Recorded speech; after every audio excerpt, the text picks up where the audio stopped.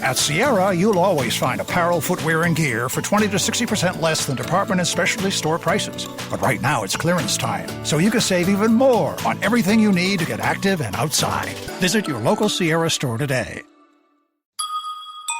If your roof starts to leak or your floors really squeak, you live in a money pit. Money pit. If your basement needs a pump or your place looks like a dump, you live in a money pit. Money pit. Pick up the telephone, Fix up your home sweet home by calling 888-MONEY-PIT. The Money Pit is presented by Roof Max Roof Restoration and Quikrete. Now here's Leslie Segretti. Coast to coast and floorboards to shingles, this is the Money Pit. I'm Leslie Segretti, and I am joined by Jim Kenzie, the best producer in the home improvement game. And we've got 1 weekend left of summer, Jim. Oh, great producer friend. I think you're going to have to go through my agent from now on, Mr. Segretti. Just deal directly with them. Dear agent of Mr. Jim Kenzie, am I allowed to say that he's awesome, or do I need a different adjective? Is that billable? Is that, Yeah, we'll work out all of those details, but and get back to you. We'll get back to you guys, and send in your thoughts, people, if we want to call Jim, like, oh, yes, do that. Tell me what you want to call Jim, and maybe I'll put it in the show. There you go. Weekly segment. Could you imagine? Very weekly. Oh. Let's see what we get. All right, guys. 1 weekend left of summer. Holy moly. Labor Day is next weekend. So let's get a lot of the work done this weekend. I mean, why shouldn't we all be able to enjoy the hard work that we've done all summer, getting our homes together so that once fall comes, we're just kind of in a cozy, warm state in the house. There'll be projects to do, but let's just take Labor Day weekend to maybe not do so much. So let's really pack it in this weekend, guys. So we're going to share some projects and ideas to get those creative juices flowing, so to say. This hour, guys, whether your bathroom is a cozy powder room or maybe you're lucky enough to have a generous spa space, we've rounded up 6 modern design ideas from Wallpaper Magazine, from serene alcoves to dramatic lighting and futuristic marble that are going to elevate your space and style. So we'll break that down, let you know what they are and how you can be using them at home. And if you're thinking about building a fence, hanging a new mailbox, or finally getting that basketball hoop up, is that what's on your mind? Well, we're going to share the fastest and easiest way to set those posts in place using Quikrete's red bag fast setting concrete. No mixing, no mess, just strong, stable results in under an hour. And before you pack away your summer, don't forget about your patio furniture. Coming up, we're going to share easy tips for cleaning and storing that outdoor furniture, from wicker to metal, wood to cushions, so it stays looking great for seasons to come. So give us a call at 888-MONEY-PIT so we can help you with all of your home design and home improvement dreams. Jim, who's up first? All right, Leslie, we've got Teresa on the line who wants to change the finish of her deck. What's going on, Teresa? We have a deck. We have replaced half of the deck with, what do you call it, pre-treated lumber. Yep, treated lumber is okay. And I really don't know what to do because half the deck is now, replaced, and the other half is still painted. Well, are you planning on replacing the painted lumber as well or not? Well, I was actually wanting to use some type of solid stain because I think they've come out with some new stuff now, and maybe I would use it over all of the deck. Well, the thing is, since it's already been painted, you kind of have to get the paint off that's there, the old paint. You can't put the stain over the paint because there's nothing for that stain to kind of soak into unless it's so worn that it's exposed and, you got to see the pores of the wood. But you're talking about a solid color stain. It's got a lot of pigment in it, and it kind of does look like paint. It just doesn't have that glaze to it like a paint does, but it gives that wood a lot of protection. And since the pressure-treated side is brand new, I would say it's a good idea to use it. But I would tell you, with that pressure-treated lumber, you're probably going to have to wait until next spring because you need that sort of pressure-treated lumber that maybe has a lot of chemicals in it to kind of dry out. It's called seasoning the lumber. So you have to let it all evaporate out a bit first. Oh, okay, because I had heard a couple of different things. I was gung-ho, ready to go. Now, and you think that part of the deck is actually covered.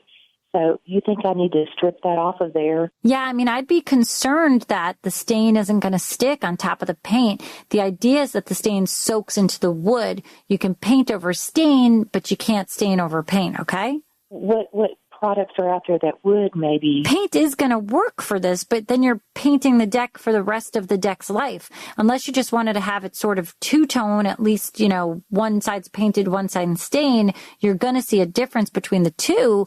But maybe this way you can figure out from a decor perspective that you like one over the other and not liking the two-tone one. Well, thank you so much. All right. I'm not giving you permission to have two-tone for the whole time. This means it's kind of like a paint swatch on your wall. See if you like it and then pick the one you like. Nice analogy. Nice analogy, Leslie.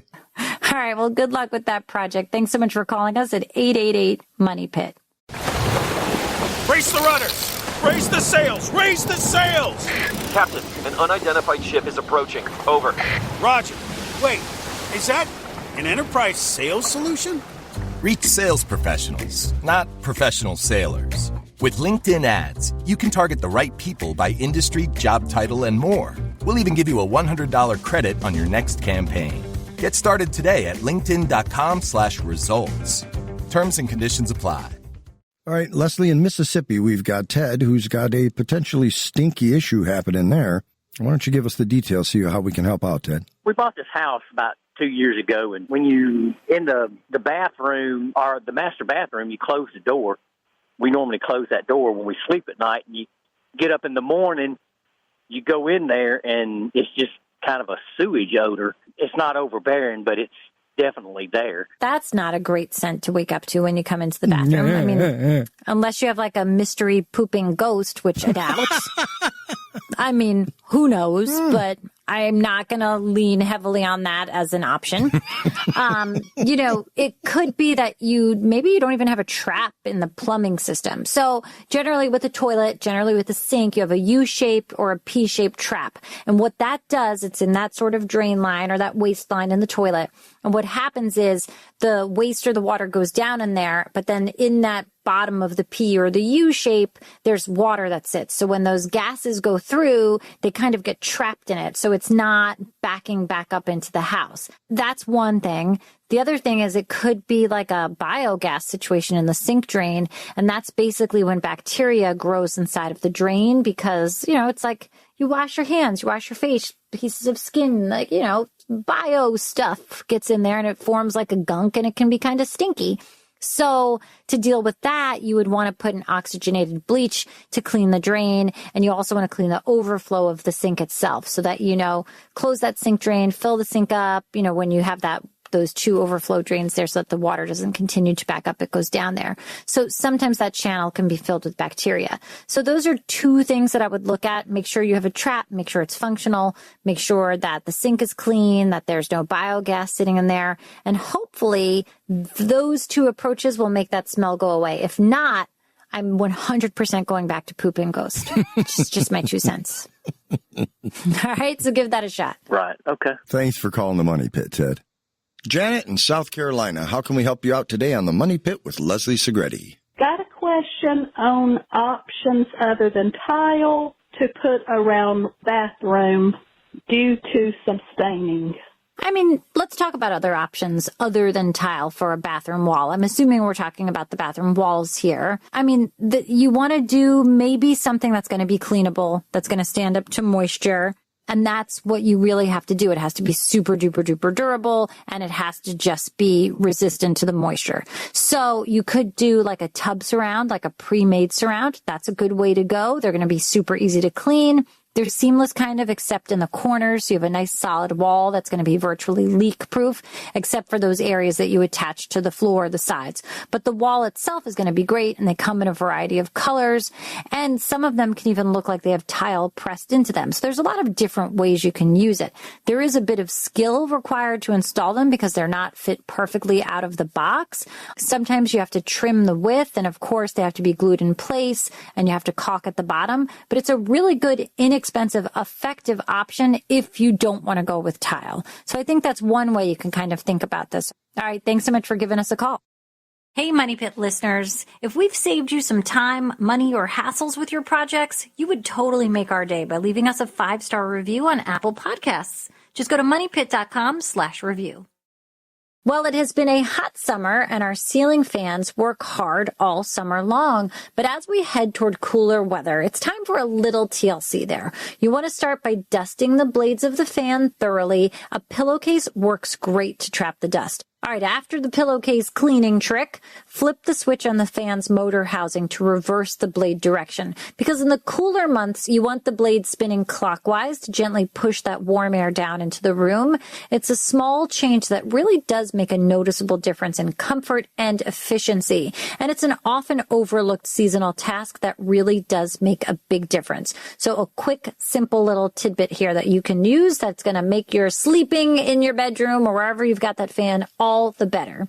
All right, Jim, let's see who we've got on deck for the Money Pit. Okay, Leslie, now we've got Gail who has a question about her oven. Let's see how we can help out. What's going on, Gail? I have a stove that's electric stove, and it's about 5 to 6 years old. But it's a self-cleaning oven, and right after I received it, it seems as though there's in between the glass on the door.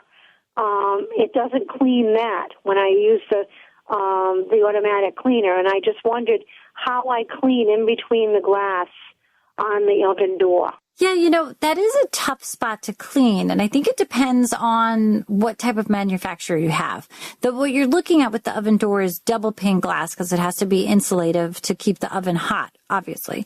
And then it starts to discolor, and it could be inside the glass, or it could just be, in between the glass, or it could be on the oven side. There is a way if you disassemble the door, and I would try to find the manufacturer's directions so that you're taking it apart correctly and then reassembling it correctly. And what you could then do is clean the inside of the glass. Some of these doors, I can't remember if it's on the bottom or there's like a vent, and you can take like a very slim bottle brush and then get in there and clean that as well. There's, a couple of different ways you can approach it, but it's not that difficult to clean, and I think it's something you should be tackling. Yeah, it's time-consuming, but it's not a real difficult chore. Yeah, Jim's right. You want to just get everything back together once you take it apart. And I know it seems like there's a lot going on, but there are some great videos online of people doing this. So maybe you can even find the video of your exact model, stove, oven, and then watch them take apart the door, and you sort of mimic that disassembly process. It's going to come apart one way or another, and the type of fasteners you're describing may be the type of fastener that's needed by a specialized screwdriver or like a nut driver or something of that nature, or even an Allen wrench. But eventually you'll find the right tool and it will come apart. And even if you're not comfortable with the process, it's not really mechanical. Like, don't be afraid that you can't get into it because you might not be able to fix it. But I think you definitely can fix it. Remember, you can do it yourself, but you don't have to do it alone. We're all here for you. But I think that's the best way, is just give it an attempt to take it apart, to give it a good cleaning. Now, is this true of all brands? Does it matter which brand it is? Do they all have to be, does it happen to them all, or? Some might be better than others, but if it's happened to you, it doesn't really matter. It's happening to anybody else because it's happened to you, and you don't want to have to replace that oven. You just want to make sure you get it clean. So definitely you're going to be able to get it clean. It's just going to take a little bit of work, all right? Okay. All right. Well, thank you very much. I appreciate your help. All right. You're so welcome. Well, whether you are working with a compact powder room or a luxurious spa-like bathroom, design-forward bathrooms can deliver major impact without major renovations. So here are 6 standout ideas from Wallpaper Magazine that bring bold styling and smart function to bathrooms of any size. First up are serene alcoves. Now, you can create a tranquil nook within your bathroom by carving out a peaceful alcove for the tub or a vanity. You want to think about having recessed lighting, soft curves, calming finishes. It can set a spa-like tone and help delineate zones in that space, even if it's a small spot. Next up, monochromatic pastels but with bold accents.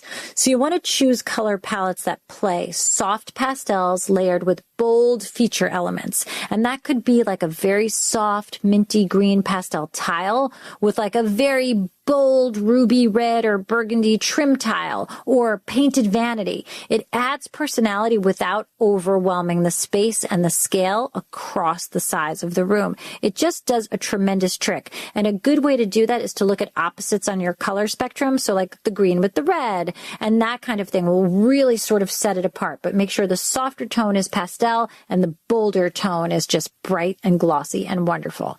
Next up, contrast tiling. You can use sharp contrast. You want to think black grout with white tiles or mixed tile sizes. That's going to define an area within a layout. Contrasting motifs can visually expand the space, break up monotony, and bring some architectural interest. Also, rich wood paneling. Think about incorporating the natural warmth with vertical wood paneling, especially behind your vanity or around a tub. It's going to soften the look, it's going to add texture, and it will feel luxurious, but not over the top. Next up, futuristic marble. Now you can use futuristic slabs or surfaces, so sleek marble with dramatic veining or matte composite finishes, and that's going to create a sculptural focal point within a bathroom. Even a small backsplash panel or a simple sink ledge will make a huge visual statement. And lastly, dramatic lighting and sculptural fixtures. Now lighting can transform your mood instantly, so think large backlit mirrors, sleek sconces, or bold statement pieces above your tub, and then pair those with minimalistic fixtures in soft metals, and it will give you that elevated look. Lots of promising ideas here to totally transform your small space. All right, Jim, let's get back to the phones. Who's up? Leslie, we've got Jerry in West Virginia on the line, and he's got a... What? He's got a... Oh, soundproofing. Soundproofing right. Question, absolutely. Gotcha. Had to read your lips through the microphone. What's up, Jerry? The second floor master, we want to convert into a movie room. However, it's over our son's bedroom. He's 6 years old. And what I've noticed is the volume, there's like no sound barrier between the first and second floor. So like when I hear my wife reading him a bedtime story, I can hear it very plainly upstairs. Yeah, I mean, that's typical because there's usually no insulation in those walls, so you will get a bunch of sound transmission there. If you want to try to soundproof those walls or the ceiling for that matter, you know, there's a number of ways you can do that. You can apply a second layer of drywall that will be quieter. There's actually drywall that's meant to be soundproofing. One of them is called Quiet Rock. You would probably have to take out the old drywall, or sometimes you can get a thinner sheet of the Quiet Rock and glue that on with a sound deadening glue on top of the existing drywall, but then you have to account for all of the outlets and the windows and whatnot to make sure that that new depth there will work. But yeah, the other thing you could do is you could just put the layer of drywall between the two rooms. This way you're sort of just improving that one wall. But, I mean, a movie room is pretty loud, so while the reading is annoying you, imagine what, you know, I don't know. What's that Christmas movie? Die Hard. Imagine what Die Hard's going to be super loud for your kids, assuming you're a Bruce Willis fan. Yeah, we were kind of hoping to do some type of cork floor upstairs. I thought there may be something that would help. Yeah, I mean, flooring is definitely going to help, but it's the wall between the space. So it's the ceiling where you really have a chance to sort of stop it. But definitely, if you're going to make this a movie room, carpeting, upholstered furniture, not leather. I know everybody's like, movie seats, leather, but they ricochet sound everywhere. So soft goods galore to kind of absorb the sound in your space so you're not disturbing your son. I know, but bedtime stories are terribly annoying. I'm just kidding. Enjoy the movie space. Call us if you have any questions, all right? Okay. Well, thank you very much. I appreciate your help, and I love your show. Listen to it all the time. Thanks so much. Eczema isn't always obvious, but it's real.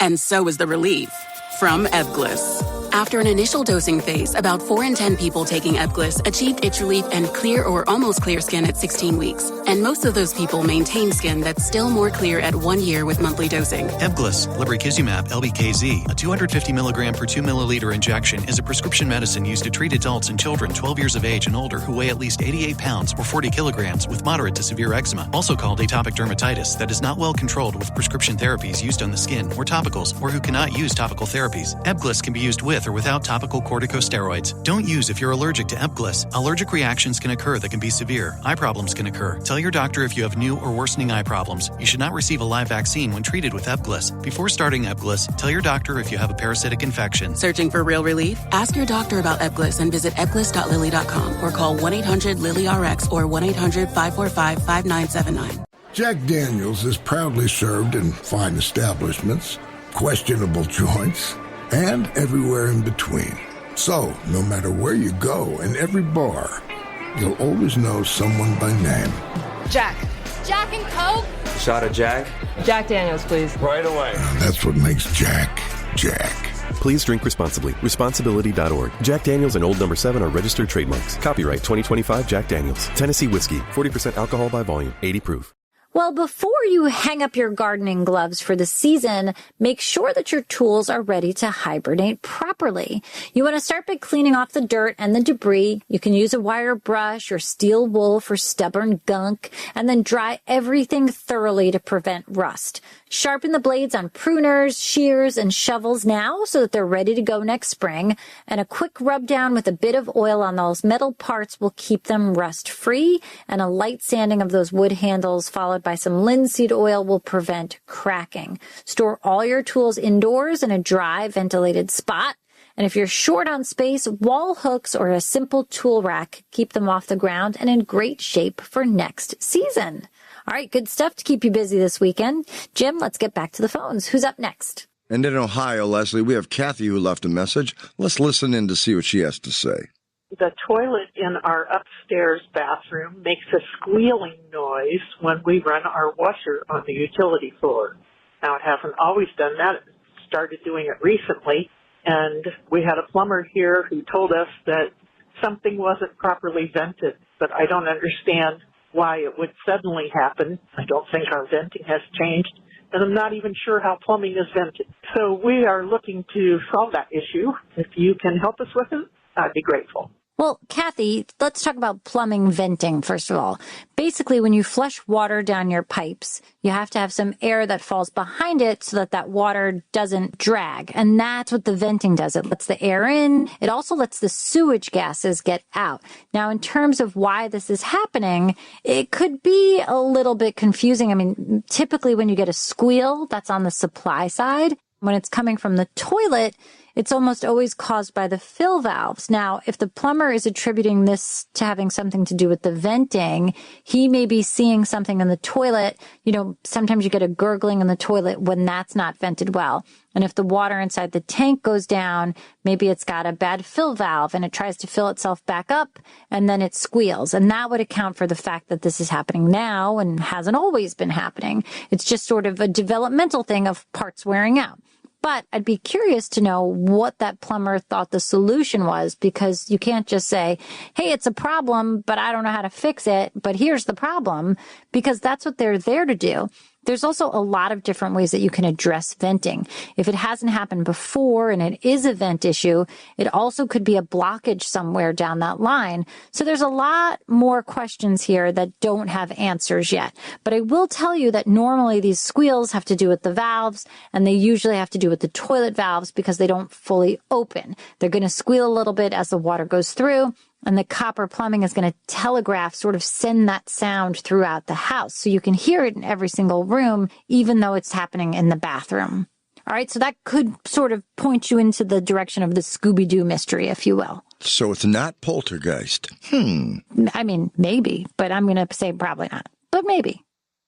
Well, whether you are building a fence, a flagpole, a mailbox, or even a basketball hoop, setting those posts the right way is the difference between a project that lasts and one that starts leaning by Labor Day. Luckily, with Quikrete's fast-setting concrete, yep, that's the one in the red bag, it's easier than ever to get strong, stable posts in place quickly and efficiently. So here's how to do it right. Step 1, you want to dig the hole, and you want to go deep and you want to go wide. You need to make that hole 3 times the width of your post and about 1/3 to 1/2 the height of the post above ground. You want to add an extra 6 inches there for drainage. So if your post sticks up about 4 feet, that hole should be about 2 feet deep. And if you're working with sandy or loose soil, consider using a quick tube building form to keep that hole stable. Step 2, you want to add some gravel. So pour in about 6 inches of gravel or crushed stone into the bottom of the hole, then tamp it down using a scrap of a 2x4 or even the post itself. And this gravel base is going to help prevent moisture from building up at the bottom of the post, and it will slow down the rot, especially if your post is wood. Now, step 3, brace and level. So you want to set the post into the hole and kind of temporarily secure it with an angled 2x4 brace screwed into 2 sides. You're going to drive a wood stake into the ground for each brace and attach them firmly. And you're going to use a level here on 2 sides of the post to make sure that it's plumb. Now that part is important because once the concrete goes in, there's really no turning back. Step 4 here is adding the red bag magic. And this is where Quikrete fast-setting concrete makes life easier. No mixing is required. You just pour the dry concrete right from the bag into the hole about 3 to 4 inches from the top, and then add the recommended amount of water. So it's about 1 gallon per 50-pound bag, and that's it. The concrete is going to set in 20 to 40 minutes, which means you can move on with your project quickly. For most applications, it can handle heavy loads like a basketball hoop in as little as 4 hours. Quick tip, guys, finish the top of your concrete so it slopes away from the post, because that will help shed the water and add years to your project. So whether you're setting up a play structure, a mailbox, a light post, or a fence, the red bag of Quikrete fast-setting concrete is a reliable partner in any weekend warrior's toolbox. And of course, it's what America's made of. Well, now that we've added a project to your to-do list, let's help you check one off that list as well.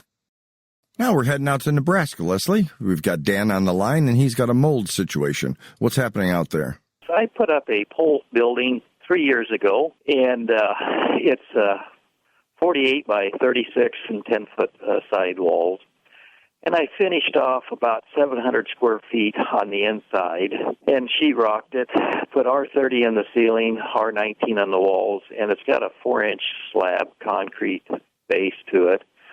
And this spring I went out there and I had mold all over everything, and I don't know what's causing that. The first 2 years I never had a bit of problem. Well, I mean, it has been a very rainy year. I'm assuming that there's no heat or any sort of conditioning in the space, correct? I heat the bathroom, which is about 8 by 10 during the winter here in Nebraska, and the rest I don't.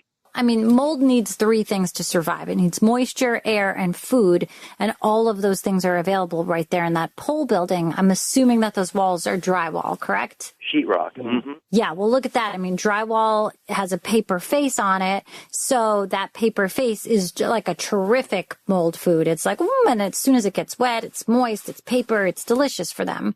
Ah, a buffet. Yeah.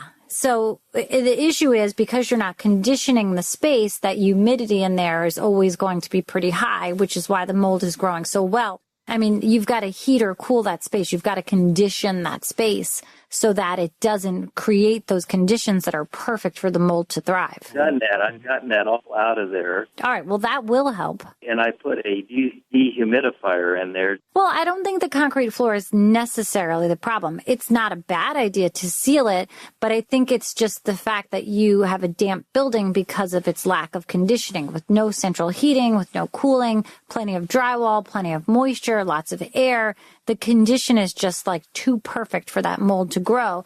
Now, there's other ways you could have constructed those walls. You could have used Den's armor, which is like a fiberglass-faced drywall, so there's no paper, so it won't grow mold because it's not organic. But with paper face in an unheated building like that, I mean, it's no surprise that the mold grew. What is surprising is that it took as long as it did to get so bad. How do I go ahead and vent that? Well, if you want to vent the building, what you would probably have to do is put a fan in there that has a humidistat built in so that when the humidity gets really high, it comes on and draws the air out of the building and removes that moisture. It's like an attic fan, but with a humidistat instead of a thermostat, okay? And that plus the dehumidifier should at least keep moisture to a minimum. Yes, I want to try to eliminate it completely, so I'll try that. And when you do find the mold, when it gets there, you make sure you treat it properly so that you're killing the mold spores. Don't just try to scrub it off because it will come back. You've got to treat it, kill the mold spores, and then clean off the remnants of that, Dan. All right, it's a big building. You got your work cut out for you. But you can do it. I know it. All right, thanks so much for calling us. This episode is brought to you by State Farm. Checking off the boxes on your to-do list is a great feeling. And when it comes to checking off coverage, a State Farm agent can help you choose an option that's right for you. Whether you prefer talking in person, on the phone, or using the award-winning app, it's nice knowing you have help finding coverage that best fits your needs. Like a good neighbor, State Farm is there. Are you ready to dairy-free your mind? This summer, melt away your dairy-free expectations with So Delicious dairy-free frozen desserts. Enjoy mind-blowing flavors like salted caramel cluster, chocolate cookies and cream, cookie dough, and more. For over 35 years, So Delicious has been cranking up the flavor with show-stopping products that are 100% dairy-free, certified vegan by Vegan Action, and are so unbelievably creamy, your taste buds will do a double take. Dairy-free your mind. Visit SoDeliciousDairyFree.com. Well, as summer winds down, it's time to turn your attention to your outdoor furniture. Whether you're working with teak, wicker, metal, or plastic, giving your outdoor pieces a good cleaning and proper storage will help them last for many more seasons to come. So let's start with the basics, cleaning. Now, different materials need different TLC. So wood, for example, like a teak or a eucalyptus, you want to use a soft bristle brush and a mild soap and water solution. Teak oil or sealer can be reapplied once it's dry to preserve the wood's natural color. Avoid pressure washing. It can be too harsh and it can damage the grain. If you have wicker furniture, and this could be natural wicker or resin, for natural wicker, you want to use a vacuum to get the loose debris out of the weave and then wipe with a damp cloth. Resin wicker can handle a gentle hose rinse and a mild detergent. Let those pieces dry thoroughly in the sun to avoid mildew.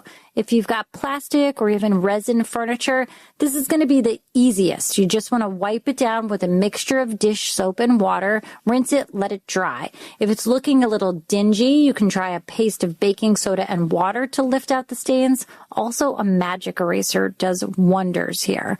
Now, metal, aluminum, wrought iron, steel, that type of furniture, you want to clean that with a sponge and soapy water, then rinse well and dry. If you have rusty spots on wrought iron furniture, you can use a wire brush and touch up with outdoor metal paint. You can apply a thin layer of car wax to the aluminum for some extra protection.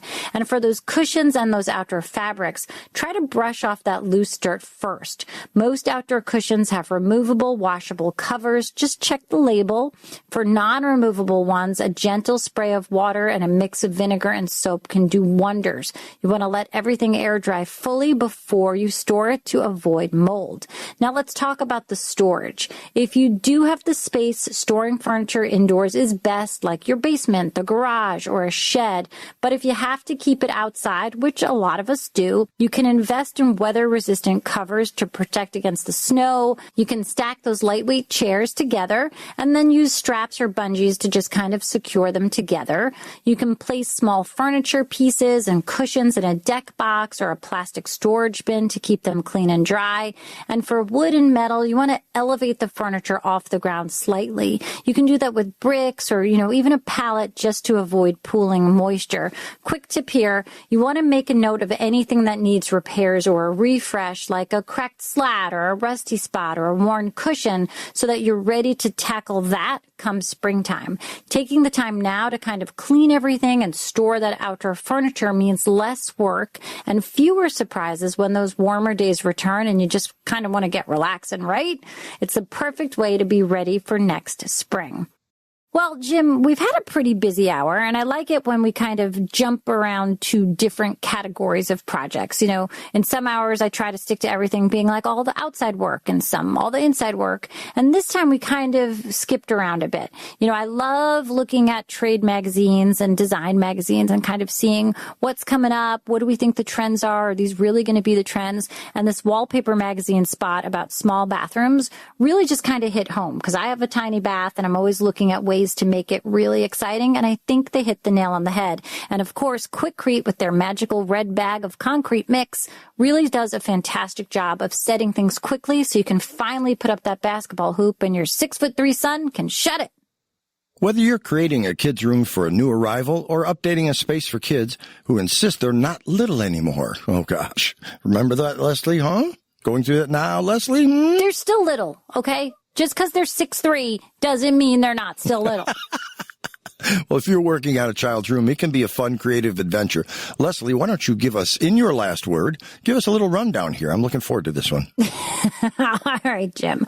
Listen, just because my kids are big-ish, little, doesn't mean that, you know, you can't be thinking about this stuff. But I think this is sort of the general scope regardless of your kid's size, whether we're talking about a new baby or just sort of transitioning from like a little kid to a big kid. Working on your child's room, it can be fun. It can be a creative adventure. So here's 3 things that can help make sure your project is a success. First of all, the trick is to going in knowing the parameters of what you can spend, the smarts of material selection, and how to make that space safe for the age of the child. I mean, it's really, believe it or not, possible to combine coolness and practicality, safety, and organization for a room both you and your child are going to love. No way. Yeah, you could try. They're still going to hate something about it. But when they're small, they just don't know how to say it back. But when they're Henry-sized, they're like, oh, Mom, this sucks. And you're like, what? Do this for a living. You know what I love when they argue with you and you have to respect their level of argument and then realize you're the one that taught them? Dang it. Yeah. I did that. Well, yeah. But yeah. You got to think about it. You got to look at it from a kid's perspective. You got to look at it from your pocketbook perspective here and come up with a way that your kids will use that space now and how they're going to be able to use that space in the near future, whether that's 2 years or 5 years, depending on the kid's age and what kind of changes they'll be going through while they're using that space.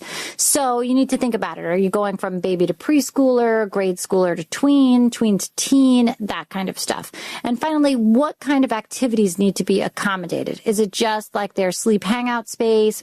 Do they do homework in there? Is the room large enough that you can have a play area or an arts and craft area or maybe some sporting goods storage? Although no balls in the house, you guys. How many times do I have to say this? Oh, Mom. All of it has to be considered. So, and you also have to decide, like, is this truly just a kid space or is this a space for more than just the kids in this room? And those are the ways that will kind of guide you into what goes into that space, how you're designing that space, what type of furniture will work well now, but continue to work well. I promise you, though, in like 5 years, it's all going to be a moot point. We're going to have this conversation again because the thing that they loved then is not going to be the thing they love in the 5 years, and we'll be redesigning the space. So don't spend a ton of cash. Bottom line, do not spend a ton of cash unless you're my son Charlie, who will forever love SpongeBob. Yeah, well, I don't know. Nothing wrong with Those that. are the things. But that's a lot of fun stuff. And keep the kids involved in the decision making because the more you can do it together, the better it is for everyone. All right. Good luck with those projects, everybody. Coming up next week here on the Money Pit, fall isn't just about cozy sweaters and apple picking. It's the perfect time to get your home back in shape. We are going to share easy outdoor and indoor cleanup tips to refresh your space and get it ready for the season ahead. You don't want to miss it. Remember, guys, you can do it yourself, but you don't have to do it alone. See you next week. On the Money Pit Radio Show. On the Money Pit Radio Show. Pick up the telephone. Fix up your home sweet home by calling 888-MONEY-PIT. Woo! I'm Chris Hadfield, astronaut and citizen of planet Earth. Join me on a journey into the systems that power the world. No politics, just real conversations with real people shaping the future of energy. Listen wherever you get your podcasts. Time is precious, and so are our pets. So time with our pets is extra precious. That's why we started Dutch. Dutch provides 24/7 access to licensed vets with unlimited virtual visits and follow-ups for up to 5 pets. You can message a vet at any time and schedule a video visit the same day. Our vets can even prescribe medication for many ailments, and shipping is always free. With Dutch, you'll get more time with your pets and year-round peace of mind when it comes to their vet care.